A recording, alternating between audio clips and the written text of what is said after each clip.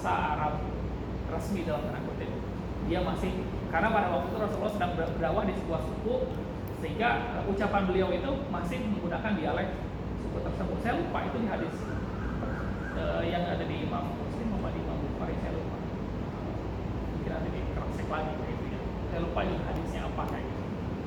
Tapi memang ada gitu yang memang belum ditranslate ke bahasa Arab resmi. Itulah kecakapan beliau ketika diasuh kayak gitu. Bagaimana kemampuan verbal beliau itu diasah. Selama masa pengasuhan Rasulullah SAW, Al Haris bin Abdul Uzza dan juga Halimah merasakan begitu banyak keberkahan. Misalnya ternak-ternak mereka yang tadinya itu tadi tidak produktif tadi, ya tiba-tiba untanya itu menjadi bisa hamil dan juga menghasilkan banyak susu, sehingga Rasulullah beserta anak-anaknya Halimah itu kenyang. Kemudian unta yang sudah tadi tidak produktif lagi dan juga keledainya tadi itu akhirnya beranak pinak dan lain-lain, sehingga mereka dicukupkan, dari segi mereka dicukupkan gitu, untuk memenuhi segala kebutuhan Rasulullah beserta keluarga-keluarganya. Bahkan Halimah menyatakan bahwa anak ini luar biasa pada suaminya, telah membawa banyak sekali keberkahan kepada keluarga kita. Sehingga ketika habis masa 2 tahun pengasuhan,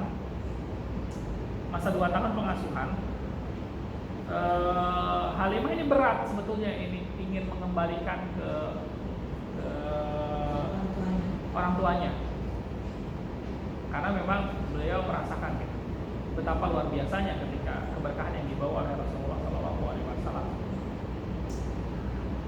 Dibawalah gitu. Ya walaupun Aminah juga sering mengunjungi gitu ya, beberapa kali gitu mengunjungi Rasulullah di perkampungan Bani Sa'ad ini, tapi resminya itu 2 tahun lah dikembalikannya lagi. Nah pada saat tahun kedua dikembalikan,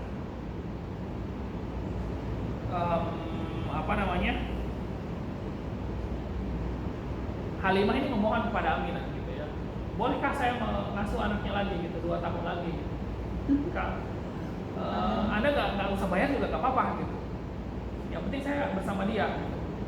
Terus mungkin karena Aminah juga punya pertimbangan lain, misalnya itu tadi masih terjadi wabah dan segala macam di Mekah, akhirnya ya udahlah silakan gitu dibawa kembali. Akhirnya Rasulullah dibawa kembali ke Bani Sa'ad, dan sehingga kontraknya dalam tanda kutip kontrak pengasuhan itu diperpanjang dari 2 tahun sampai 4 tahun, dari 2 tahun sampai 4 tahun. Nah sampai usia pada periode ini, kalau nggak salah pada periode yang kedua ini belum genap gitu ya, belum genap selesai masa pengasuhan Rasulullah, tiba-tiba anaknya Halimah, saya lupa nama anaknya Halimah, siapa ya, dengan tergesa-gesa menyampaikan kepada Halimah bahwa ibu, saudaraku yang dari Mekah dikeroyok oleh orang. Nah, pada waktu itu Rasulullah SAW ternyata bukan dikeroyok oleh orang, tapi didatangi oleh 2 orang yang tinggi besar, dan mereka adalah malaikat. Malaikat ini membawa Nabi Muhammad ke sebuah mata air, kemudian Nabi Muhammad dibaringkan, dan Nabi Muhammad ini dibedah dadanya. Dibedah dadanya ini ngapain gitu kan? Dalam beberapa riwayat menyebutkan bahwa para malaikat ini membersihkan Rasulullah SAW dari al-ghil wal kasad. Al-ghil itu gampang tersinggung, mudah baper, mudah membawa perasaan kayak gitu ya. Hasad itu dengki, Kenapa ini menjadi poin penting gitu? Karena memang anak yatim itu pasti rentan gitu, dengan dua sifat ini, al-ghil wal hasad ini. Anak yatim ini rentan. Kenapa? Karena ya gimana nggak sedih gitu melihat teman-teman sebayanya itu misalnya digendong sama orang tuanya, ayahnya gitu, dia dalam hatinya kok aku gak kayak gitu ya. Malah kadang-kadang mungkin kita mungkin jadi benci gitu dengan orang yang seperti itu gitu kan. Ngapain sih gitu kan, pamer-pamer tentang orang tua dan lain-lain. Dan dibersihkan oleh malaikat dua sifat ini, sehingga Rasulullah memang tidak memiliki sifat-sifat tersebut gitu, sampai beliau nanti diangkat menjadi resmi, diangkat menjadi Rasulullah, menjadi Rasul Allah Subhanahu wa Ta'ala. Dan Rasulullah ini kan kalau dalam sejarah gitu, itu dua kali dibedah itu. Dua kali pertama pada saat di Wadi Sa'ad tadi, pada saat dalam pengasuhan Halimah. Yang kedua adalah pada saat sebelum Isra Mi'raj. Jadi Rasulullah juga dibedah, dan memang beberapa riwayat menyebutkan bahwa ada bekasnya kayak gitu, ada bekas jahitan kayak gitu di dada Rasulullah. Nah, pembedahan kedua ini apa yang dikeluarkan, yang dibersihkan itu, yang pembedahan kedua itu adalah al-khauf wal hazan. Al-khauf itu artinya kekhawatiran akan masa depan, wal hazan artinya kesedihan. Memang pembedahan kedua ini dilakukan ketika kalau dalam istilah yang populer itu di tahun duka cita. Tahun duka cita itu adalah tahun di mana Rasulullah ditinggalkan oleh istrinya tercinta Khadijah dan juga pamannya yang selama ini sudah melindungi beliau, Abu Thalib. Dan pada tahun itu kan beliau itu mengalami pemboikotan di umat-umat muslim plus keturunan Bani Muthalib, Bani Hashim dan Bani Muthalib kalau tidak salah, itu diboikot. Mereka tidak boleh, seluruh kabilah di Mekah itu tidak boleh melakukan jual beli dengan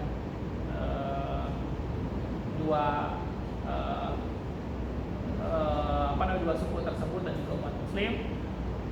Seluruh kabilah di Mekah mengadakan perjanjian untuk tidak menikahkan anaknya gitu ya, dengan orang-orang yang diboikot tadi, sehingga memang luar biasa beratnya gitu kan.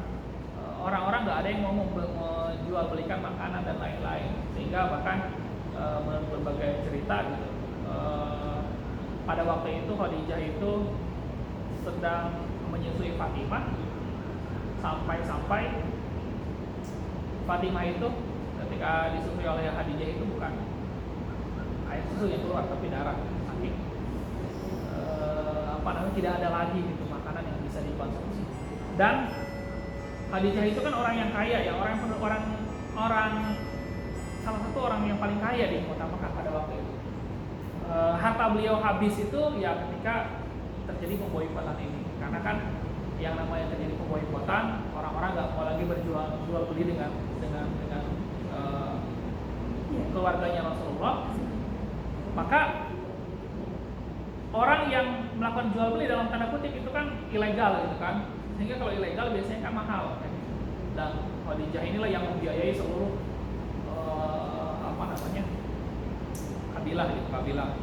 kabilah kebutuhan makan yang seluruh orang-orang yang diboikot di Syi'ib Abu Thalib tadi. Dan pemboikotan ini luar biasa dampaknya kayak gitu kan. Semua orang itu lapar kayak gitu. Bahkan menurut beberapa sejarah juga menyatakan bahwa mereka itu sampai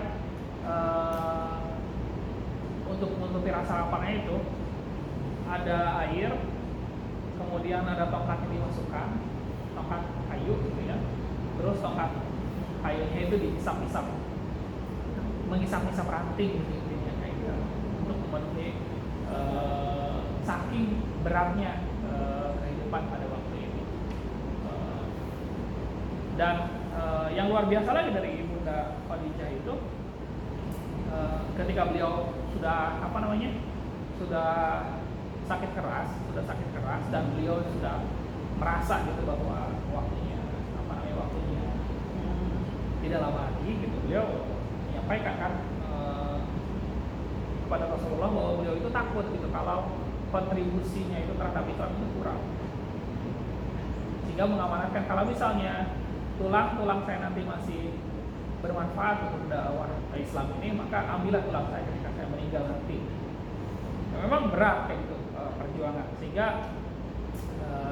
ya, salah satu hikmah dari Isra Mi'raj itu kan ya salah satunya adalah memberikan hiburan kepada Rasulullah kayak gitu setelah melalui fase kehidupan yang sangat berat di periode ini.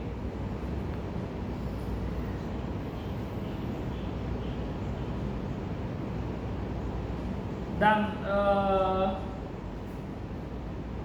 Nabi Muhammad SAW dikarenakan takut tadi ya, Halimah ini ketakutan gitu dengan kan Rasulullah ini dibawa tadi ada yang mengeroyok tadi, ketakutan, dan ketika dicek oleh Halimah juga ada bekas luka gitu, seperti bekas jahitan. Akhirnya Halimah ini belum selesai kontraknya dalam tanda kutip membalikanlah kepada Aminah gitu.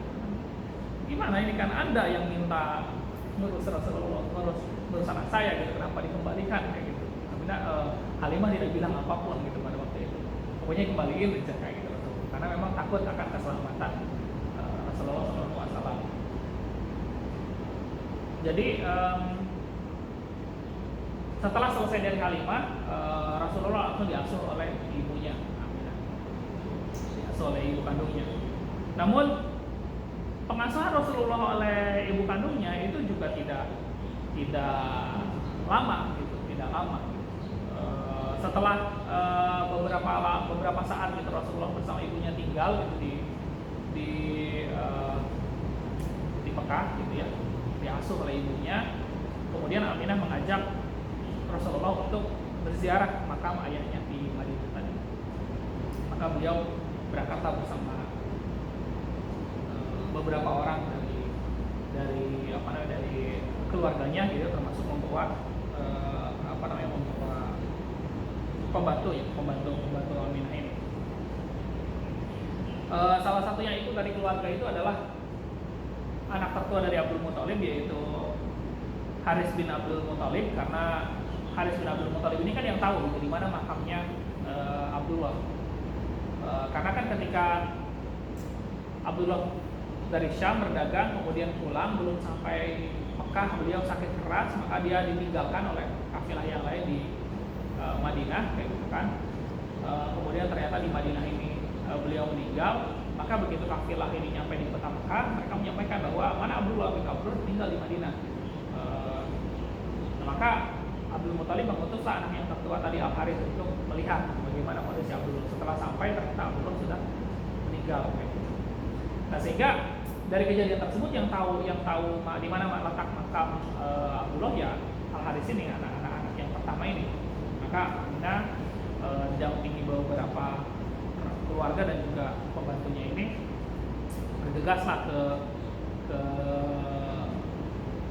Madinah untuk melihat makam Abdullah, mengajak Rasulullah melihat makam ayahnya, berziarah ke makam ayahnya. Mereka berjalan ke Madinah, kemudian ya berziarah, tinggal beberapa saat di Madinah, kemudian kembali lagi ke Mekah. Nah, belum sampai kembali ke kota Mekah, tepatnya di desa Abwa, sepulang dari Yasrib, berarti ya waktu itu masih Yasrib namanya. Sepulang dari Yasrib, belum sampai ke kota Mekah, baru sampai pertengahan lah di desa Abwa namanya. Aminah ini sakit keras, sehingga tidak bisa melanjutkan perjalanan. Akhirnya dirawat dulu, termasuk Rasulullah tinggal dulu di situ di desa Abwa ini, dirawat sampai akhirnya kabinet yang lain gitu ya, jalan tengahnya gimana ya dibahas lah di situ. Nah, Rasulullah kan melihat langsung bagaimana kakeknya itu memimpin dan menyelesaikan masalah-masalah. Dan ini menjadi bekal penting ketika beliau ini beliau ini nanti ketika memimpin umat, ya, memimpin Madinah. Jadi bekal yang penting. Dan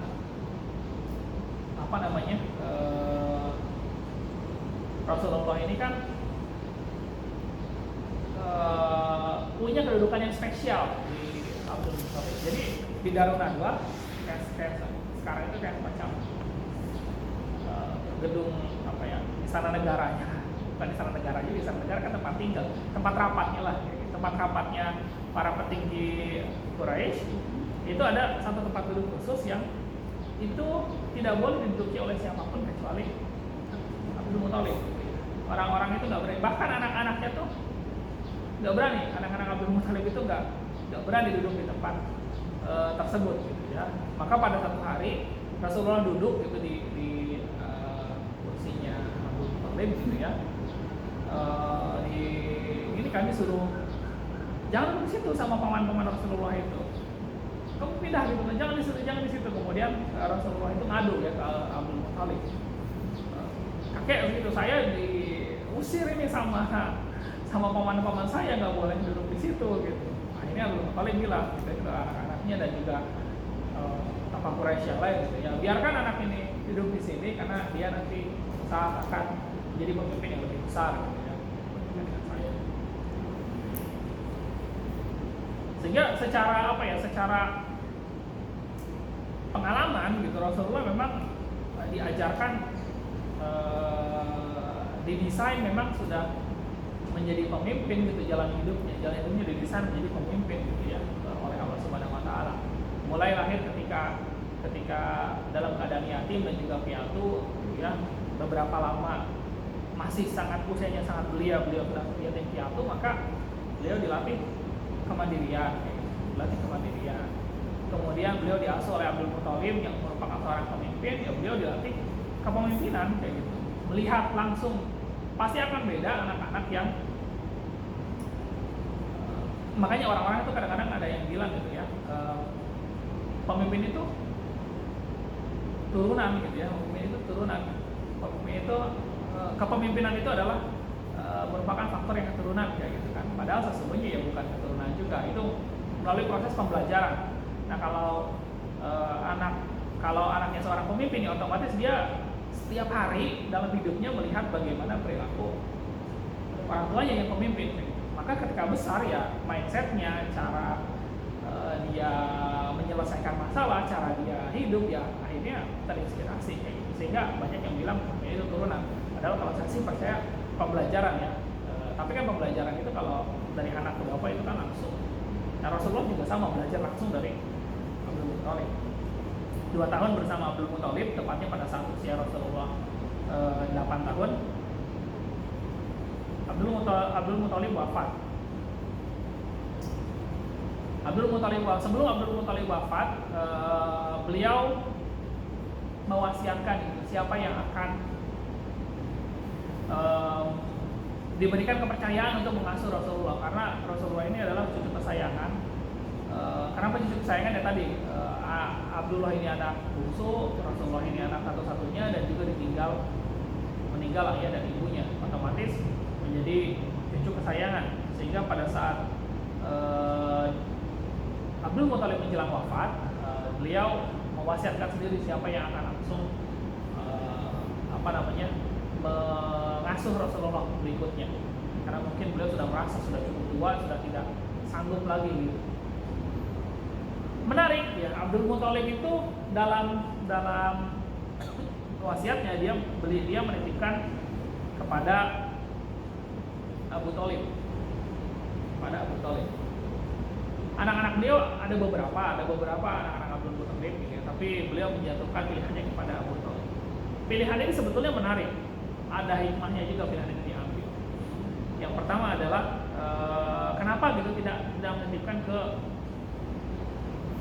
pamannya yang paling kaya, Rasulullah yang paling kaya. Kenapa tidak menitipkan ke paman Rasulullah yang paling kaya? Yang paling kaya itu Haris, tadi anak pertama Abdul Muthalib. Dia adalah yang paling kaya. Kenapa bukan ke paman yang paling terkenal, paman yang paling terkenal itu Abu Jahal kayak gitu kan. Kenapa bukan ke paman yang paling terkenal gitu? Abu Jahal itu paling terkenal, paman Rasulullah yang paling terkenal kota Mekah kayak gitu. Tapi Abdul Muthalib ini menitipkan ke pamannya yang lain, ya, anaknya yang lain yaitu Abu Thalib, yang dia itu terkenal akan kedermawanannya, akhlaknya baik, walaupun secara ekonomi ya bisa dikatakan miskin, secara ekonomi miskin. Tapi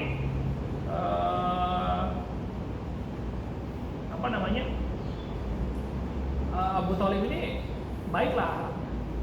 Maka hikmah yang bisa kita petik dari sini, dari kejadian dari sirah ini adalah bahwa ketika kita memilihkan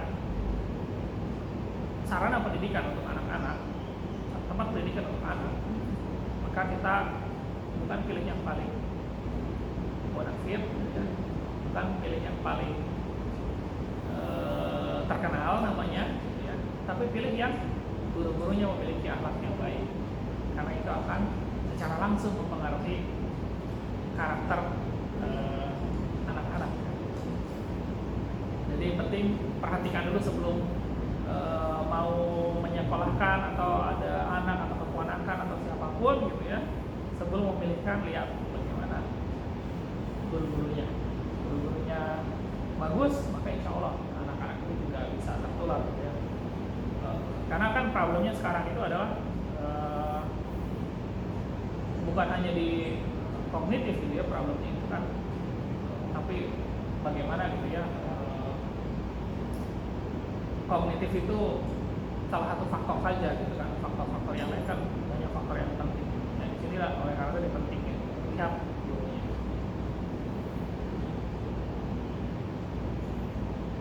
Rasulullah tinggal bersama Abu Thalib ini sampai usia beliau memasuki usia yang remaja. Kondisi perekonomian Abu Thalib ketika dia mendapat kepercayaan untuk mengasuh Rasulullah itu bukan membaik, justru tanda kutip ya memburuk. Kenapa? Karena pada akhirnya Abu Thalib kurang concern terhadap usaha. Dia lebih fokus untuk asuh ponakannya gitu kan ya, yang memang titipan dari amanah dari ayahnya. Lebih concern mengasuh dan memastikan bagaimana Rasulullah itu bisa bisa terpelihara gitu dengan baik, sehingga Abu Thalib yang biasanya sering berdagang ke Syam gitu untuk beberapa periode gitu, mungkin jadi tidak sering lagi frekuensinya itu jadi nggak sering lagi tiap musim gitu ya, tiap tahun misalnya. Biasanya kan orang-orang Arab itu kalau musim panas mereka dagangnya itu ke Syam. Kenapa ke Syam? Karena kalau musim panas, Syam itu kan posisinya di atas kota Mekah. Syam itu Palestina, Syria, Jordan yang ada sekarang itu kan posisinya di atas Arab Saudi kan ya, kota Mekah. Sehingga kalau musim panas mereka berdagangnya ke Syam supaya nggak terlalu panas. Kalau ke Syam itu musim panas di Arab, mereka dagangnya ke Syam.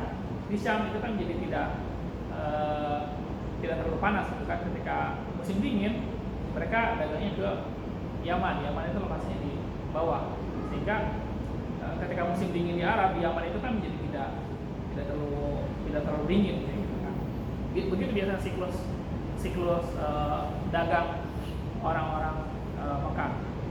Nah, tapi ketika Rasulullah tinggal bersama Abdul Muthalib,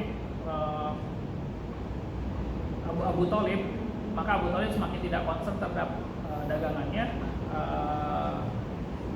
sehingga Rasulullah itu berinisiatif untuk membantu perekonomian keluarga Abu Thalib. Berinisiatif Rasulullah. Jadi beliau meskipun pamannya menjamin gitu ya, melarang, tapi beliau tetap berinisiatif untuk membantu perekonomian pamannya. Salah satu yang dilakukan adalah dengan mengembalakan domba. Rasulullah ini mengembalakan domba dari umur 8 sampai 21 tahun. Jadi Rasulullah ini menggembalakan domba. Dan upah yang diberikan dari penggembalaan domba ini satu kurma per minggu.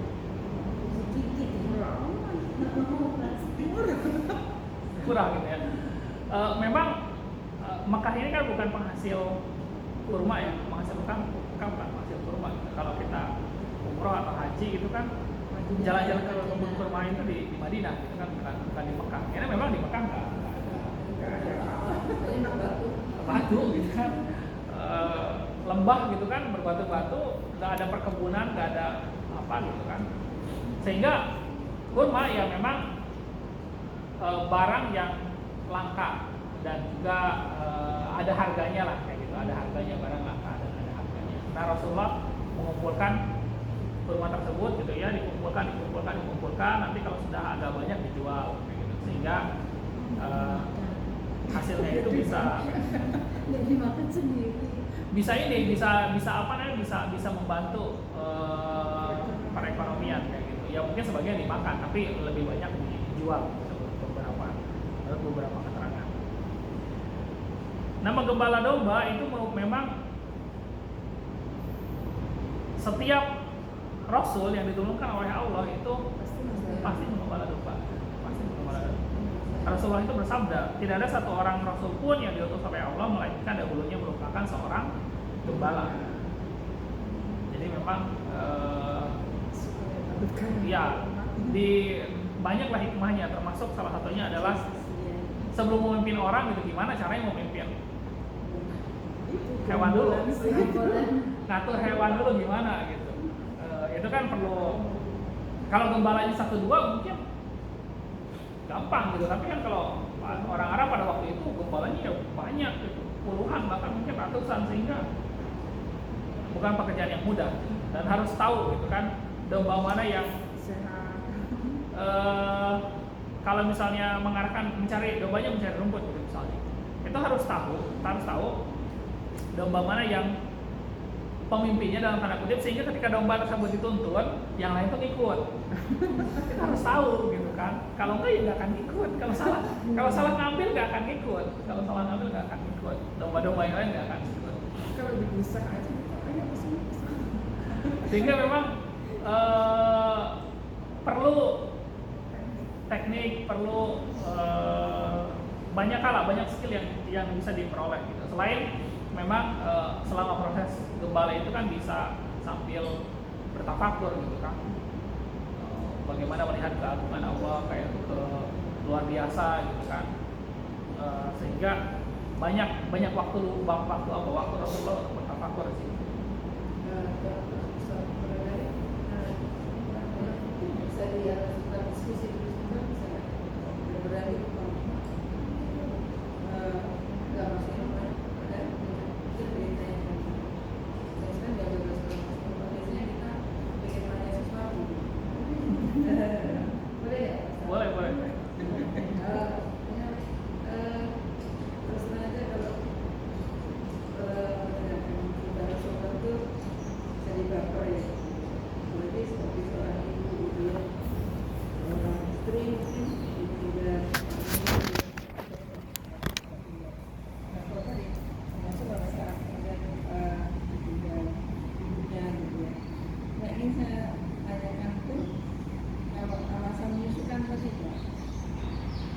harus segera produktif kan gitu ya, kemudian lagi gitu ya. Amin dapat suami lagi gitu ya. Dan orang nggak mesti itu sakit, mesti sakit. Kalau misalnya kita normal orang normal kan kita menyusui, merasa kemudian sama lain, dan kita berkisah dan itu sekolah itu, itu bisa suaminya luar biasa. Orang menyusui ya mestinya itu. Dia sampaikan kebiasaan mereka apa biasa seperti itu. Yang lain, dia kan suhunya produksi ya tidak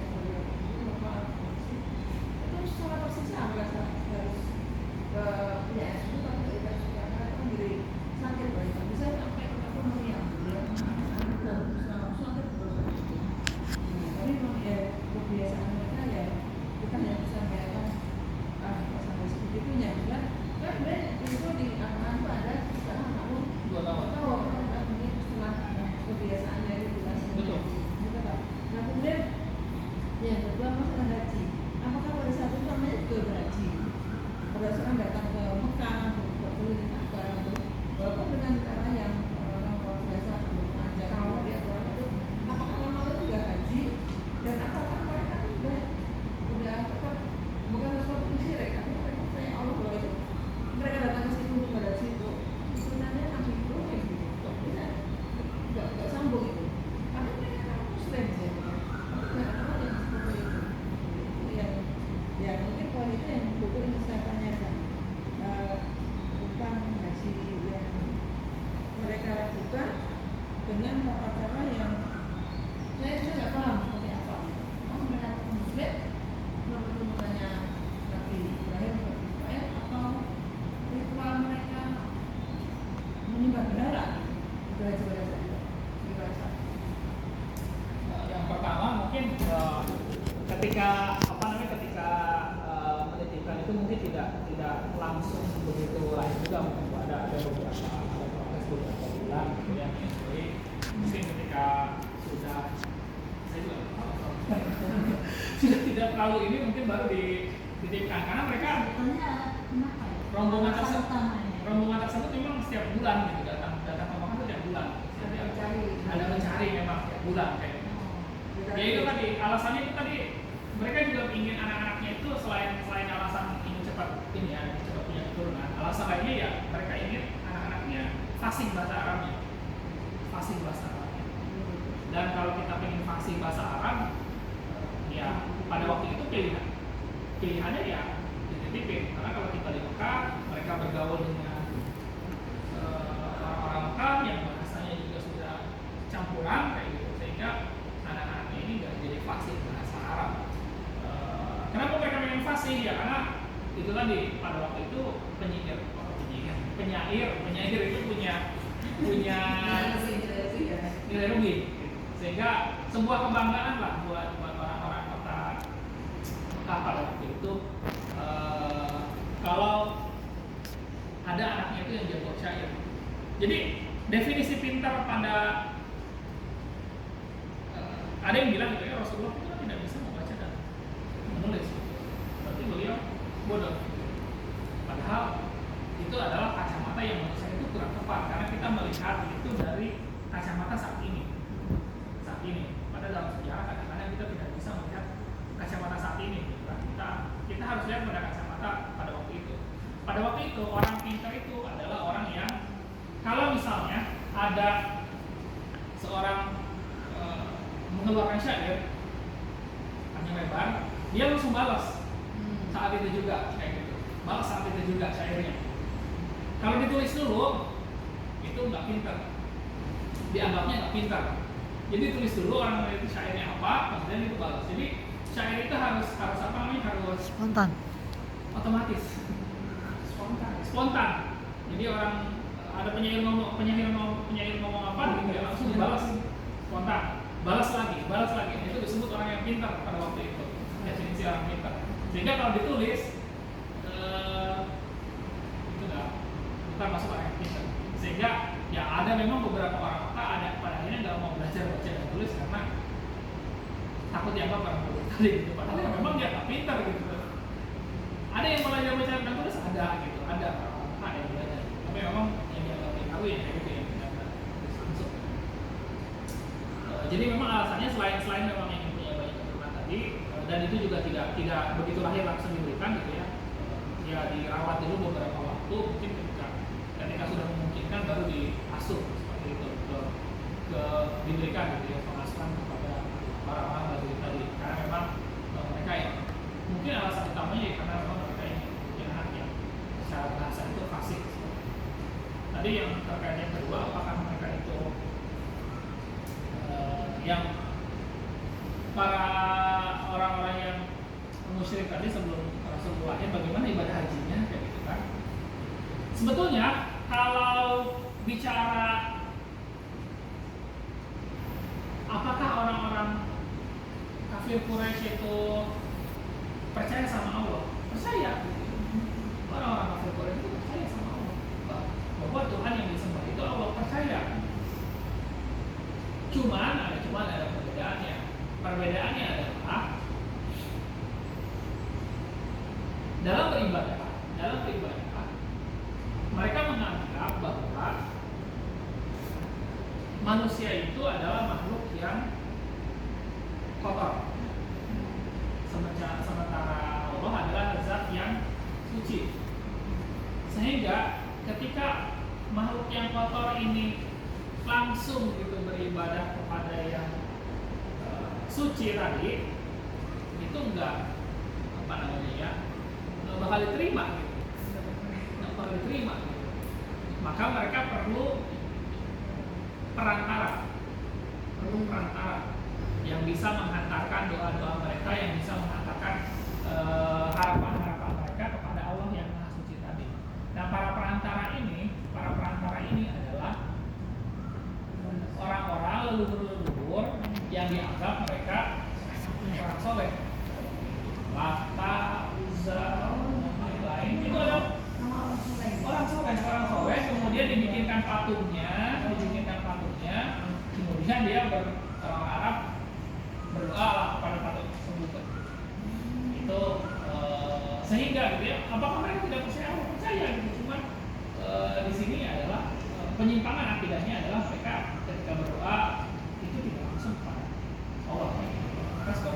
Maka dalam umat Islam itu yang penting pada saat ini adalah kita ya berdoa ya langsung pada Allah.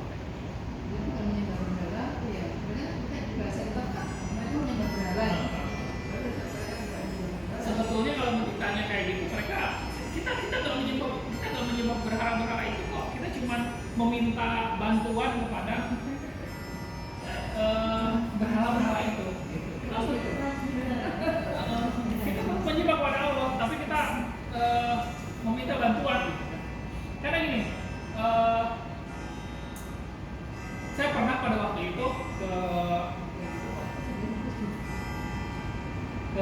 waktu ke Bali gitu, sempat hampir ketinggalan bis gitu, itu emang ke Balinya sengaja pengen naik bis, masih single jadi gampang gitu waktunya, pengen naik bis, sampai ketinggalan bis sama teman-teman yang di Bali itu dibantu lah gitu ya, dikejar biasanya itu, sambil di Bali sambil kejar itu bisa nanya gitu kan, bukan saya juga saya nanya, teman saya nanya gitu.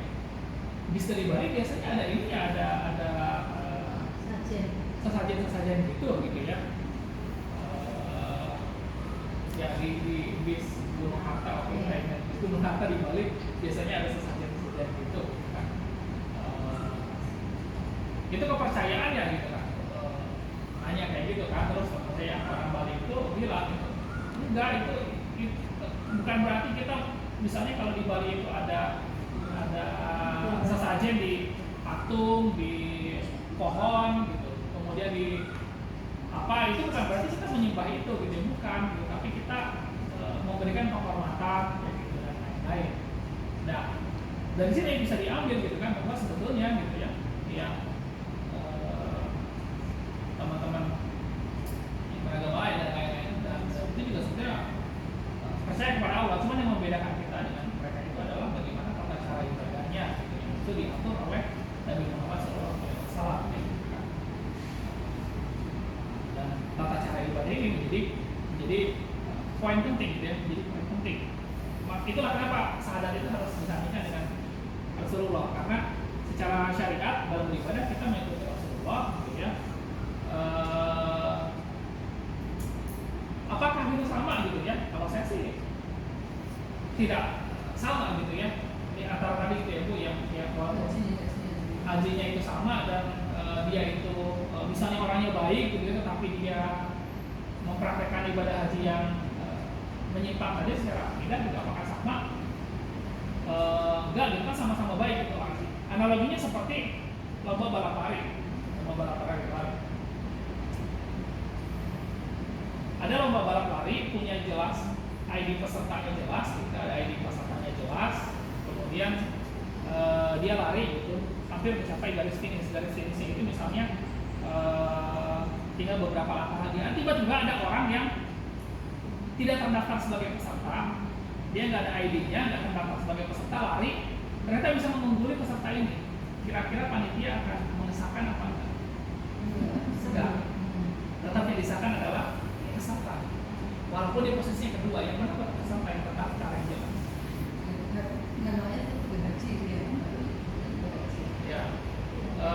dari sini berarti tidak bisa disamakan gitu ya, ibadah bagaimana yang disyariatkan oleh Nabi Ibrahim kemudian diperbaiki oleh Nabi Muhammad, jadi disandingkan dengan itu yang nggak bisa, walaupun sama-sama tujuannya menyembah Allah gitu, tapi nggak sama kayak gitu. Karena di sana sudah terjadi penyimpangan dan lain-lain. Seperti itu. Kemarin yang mau didiskusikan apa?